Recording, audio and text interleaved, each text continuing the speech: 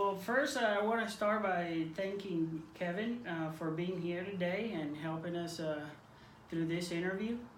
Um, to start, I want to say that this study is about middle adulthood, which covers people from age 40 to 65 about. Thank you, Kevin, for being here.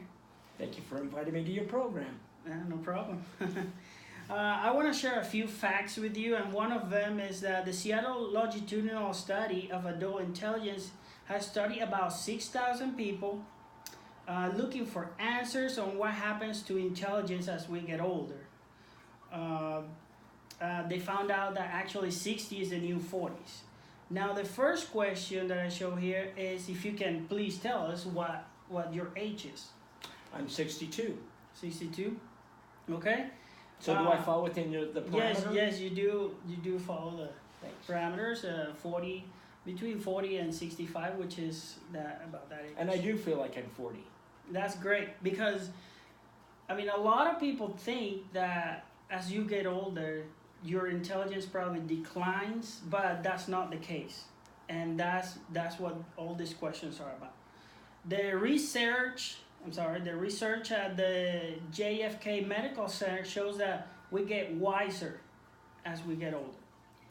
Now, what are the visible signs of aging that you have noticed that are happening at this time in your life? Well, I definitely have more aches and pains than I used to have when I was older.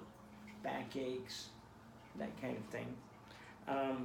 My vision has decreased, and my hearing has decreased. And that is what they have found too, that perhaps when you get older, like your reflexes are not the same as a person who is in their 20s, but as far as intelligence goes, is better. It gets better because you have more experience. So the next questions, I want to share another fact. It says that the study finds that unless we have a disease that targets the brain, middle-aged people stay sharp. Now, does your family have any hereditary heart problems, cancers, hypertension, or diabetes? Are you aware of these signs and symptoms and of these health problems? No, not that I'm aware of. Not that you're aware of? Great, that's good. Neurological Dr. Joseph Landolfi at the JFK, because this was a study at the same facility, JFK Medical Center says that cognitive and intellectual decline actually happens around age 70. Since entering this stage of life, have you noticed any cognitive intellectual decline in how you make decisions or remember things? No, I think I'm getting better, actually. You mentioned earlier wiser, and I think, I probably am a lot wiser. Because you learn through your experiences, you study, you read, and you're able to actually share that information with others and to keep that information. Well, because wisdom is the application of knowledge. You can have a lot of knowledge, but not have a lot of wisdom. That comes from experience, good and bad experiences. That is good to know for when I get to that point. Oh, okay. Thank you, appreciate it. Okay. Another question that I have here, question number 5. How have your relationship changed with others since entering this stage of life with your spouse, significant other, parents, children, co-workers, and neighbors? I think I've become a lot more mellow, more understanding, more tolerant. Probably my relationships with other people and family have improved. And as I read the articles given by our teacher, they mentioned that we are actually at this middlehood stage, we're actually better at making decisions, and that's probably part of it when you're actually able to handle better situations, especially with other people, compared to teenagers or people that are younger. Right. Make better judgment about things and make better decisions. Makes sense. The question number 6 that I have here is, what is your career at this time? Are you comfortable and content with your career? Why or why not? Do you want to advance or change your career in the future? Why or why not? Well, that's a very good question, because I work for a laser manufacturing company, and I just fell into that job when I was in my 20s. And I had always thought that I would advance, but I just stayed with that job all these years.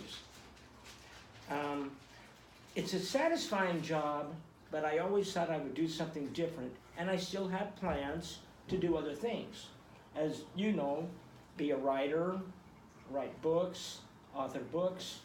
So yeah, I still have goals for the future. And I believe the reason they ask this question is because there are some theories. Eric Erickson, for example, he suggests that right after middle adulthood, people, men and women, tend to find themselves satisfied with, I'll imagine, their last stage in their life. Like, what have I accomplished? Do I feel good about it? Do I feel like I accomplished something in life? So this is basically a stage that they theorized on, and basically I believe that's why they're asking these questions. Mm-hmm. Dr. Karen Marks, a behavioral neurologist at JFK, suggests that there are several ways to preserve brain function: eating well, having social contact, exercise, especially exercise that has a positive impact on our ability to think. Now, what lifestyle choices had a strong impact on your health? For example, exercise, diet, habit, etc. Well, I think I ate the same foods that I've eaten all my life. Not necessarily foods that are good for you. Too much sugar, too much fat foods, too much fried foods. But I still eat vegetables. I have a well-rounded diet. But, and most of the exercise I get is the exercise I get at work. At work. When I'm dealing with the people that I work with. 8 hours a day. 8 hours a day on my feet, doing a lot of walking, right, and that kind of thing. If you could change your choices from the past, what lifestyles, choices would you change? Oh, that's a good one. Like, if you could change something from the past, what life choices? Like something you probably decided a long time ago that now you say, oh, I shouldn't have done that. I probably would have done more and done something extracurricular outside the family. Like you say, more exercise, more bike riding, more outdoors activities. I probably would have done that. Okay, thank you. I have one last question for this interview. Do you predict you will, or have you felt like you have experienced a midlife crisis?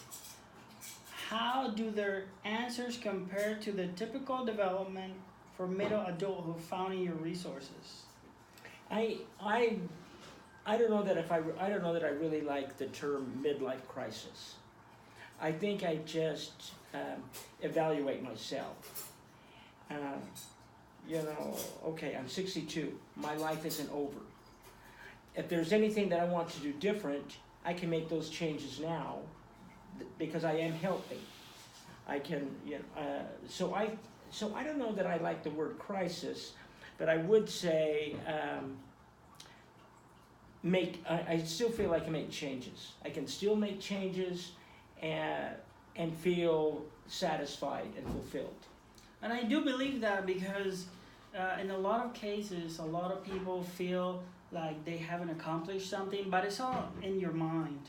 Like the way you feel about things, and there's always time to do something different, something that you like, and go from there. So I do believe that it's never too late for anything. And it's never too early. And it's never because too you're early. Even younger, you find yourself making course changes. So don't be afraid to Right. make changes when you're younger, all throughout your life. Those changes keep your mind alive. I do believe that, and I take that as an advice. I do appreciate you taking the time today to answer all this. Again, this was a 8 questions that we have here for an interview about midlife adulthood, and these questions will answer. These answers will answer a lot of questions, especially in our class. I do appreciate Kevin for being here, for taking the time to help me through this assignment.